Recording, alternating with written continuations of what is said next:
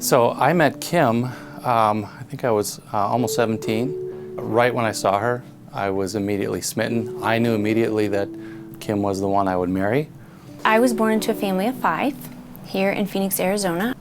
My parents were in and out of jail for different reasons. They had substance abuse problems, and when I was about 3 years old, my parents decided to leave us.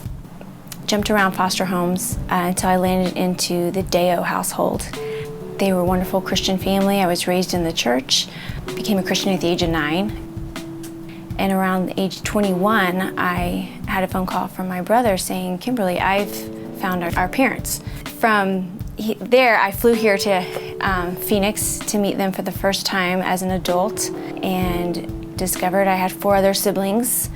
They were all into drugs, kind of following our biological parents' footsteps, and was probably the first time really aware of what the Lord had saved me from.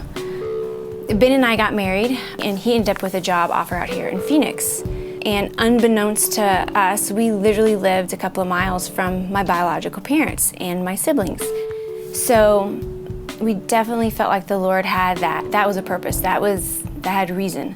I was actually able to be at my dad's side when he passed, and that was very instrumental healing point for me, because I was able to tell him, I forgive him. It's okay. I forgive you because the Lord loves and forgives me. I can love and forgive you.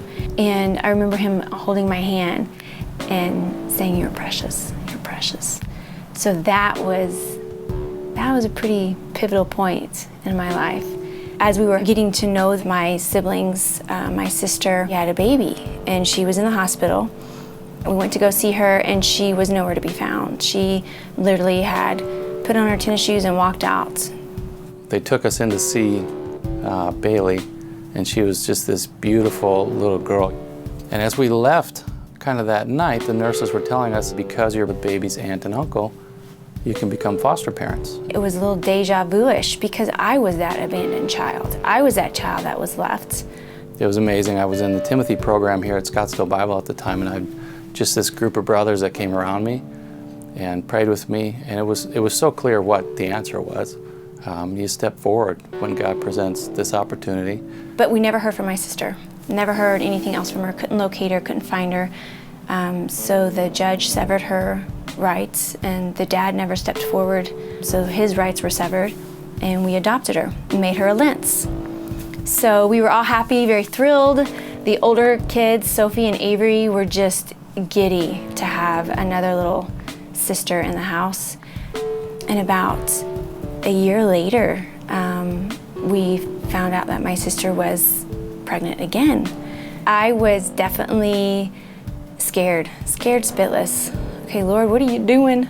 You know, felt like I had my hands full. I was scared to death of, did I have the energy and the strength to do another baby with knowing what we had gone through with Bailey? But the Lord gave me Psalms 29, the last verse. He said, "Kim, I got this. I'll give you strength, and I'll give you peace of mind." And Wesley also became a Lentz. So now we have 5 kiddos: Sophie, Avery, Carter, Bailey, and Wesley. It was amazing watching my husband with the kids and love these kids as his own. He has been my best friend. He's been amazing. It's literally indiscernible which one is mine and which one's adopted, but both of them have just completed our lives. They bring such a different element. A typical day in our life is one of very little sleep. 6:15, we've got a bed full of children, and from that we launch into full-on, unadulterated chaos. And as I look back, it's been 4 years.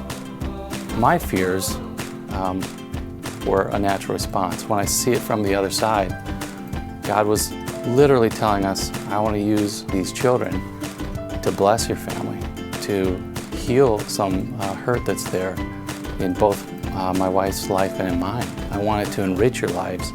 So it's pretty amazing. My name is Ben Lentz. My name is Kim Lentz. And this is our story.